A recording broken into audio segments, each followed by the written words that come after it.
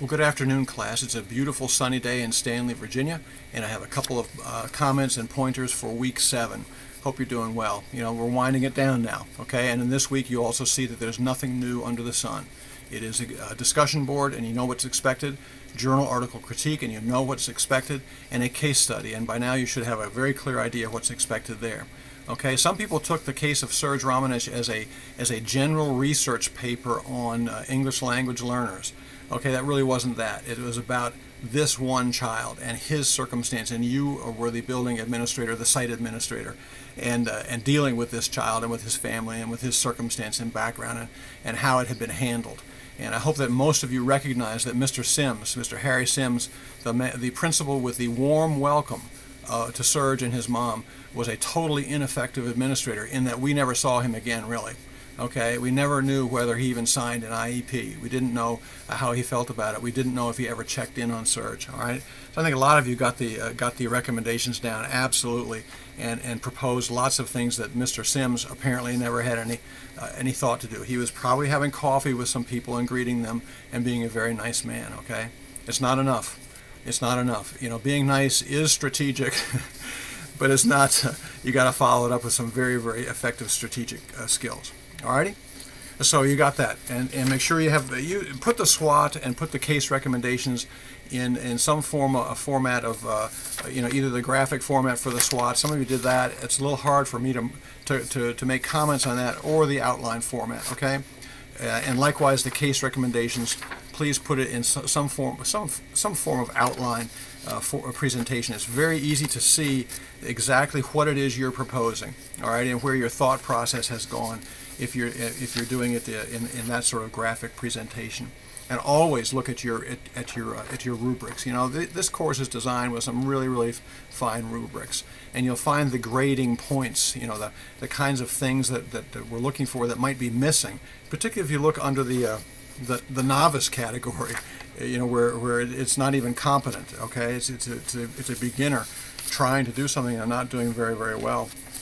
And that's when some of you were asked to do some resubmissions, and that's because there were some things that are very clearly listed under the novice category that were missing. Okay, but only a few of you had a situation like that. That's enough. I think you're going to do very, very well this week. Tally up your points, see what you need to do to have a really successful course. I'm always intending that every student in this class receive an A grade or a high B at the very lowest. There are some students that have turned things in late and very late, and that does make a difference. So try to do your best here. This is the home stretch. And for the diverse school project proposal, I want to remind you that there are very clear assignment instructions in course content. Go and look at the assignment instructions for the diverse school proposal. And it does refer in the grading rubric to the subheadings. And so each one of these headings, and I think I went over that last time, the 8 headings that you have to have, okay, and it must be submitted in live text. But it does say in the grading rubric that the student has covered all of these subheadings. Now, if you were doing a very, very narrowly focused and approved, a narrowly focused project or initiative within a school, so that really what you're talking about does not have so much to do with the governance issues and the budgeting issues, because the school budget, you might not be touching on all of those. Make sure you make that clear, that this is an initiative, a narrow initiative, and that these things were handled under the general expectations of school district funding, for example. And if there's 6 subheadings under budget or 3 subheadings under budget, that's you may not have touched on all of them. Okay, and we'll just glide over that with regards to giving you points. I want to give you the most points you possibly can earn. All right. I think that's it for this week. I would like to tell you one thing though. We're winding down, and that was for week 8 anyway. So we'll be coming back to that. And once again, remember the diverse school project part 2 will be submitted in live text to gain credit for the assignment. I would like to ask you also to submit the exact same project into Blackboard in week 8. Because that way it's much easier for me to connect the points to your total of points. Alrighty, it's sort of a little extra work for you, but not that much.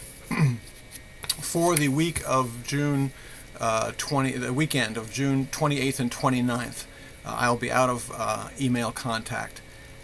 This is the American Radio Relay League Field Day emergency communication training session. It's an overnight out of touch, using emergency power, solar power panels and batteries and generators, and cooking out, that kind of a thing. It is a wonderful preparedness drill that we do, and I will not be available to answer your questions by email. I certainly won't. Call me on my cell phone if you have a real problem, and you really need to handle something in a hurry. You are welcome to call my cell phone, and I'll answer that. I'll be back in town on Sunday afternoon about 3 o'clock. Alrighty? Hope things are going well. God bless you all. He's walking with us. He's right at our side. He's right there for us. Good luck, folks.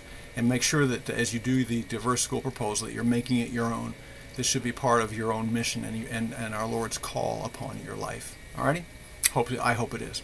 We'll see you next time. Bye-bye.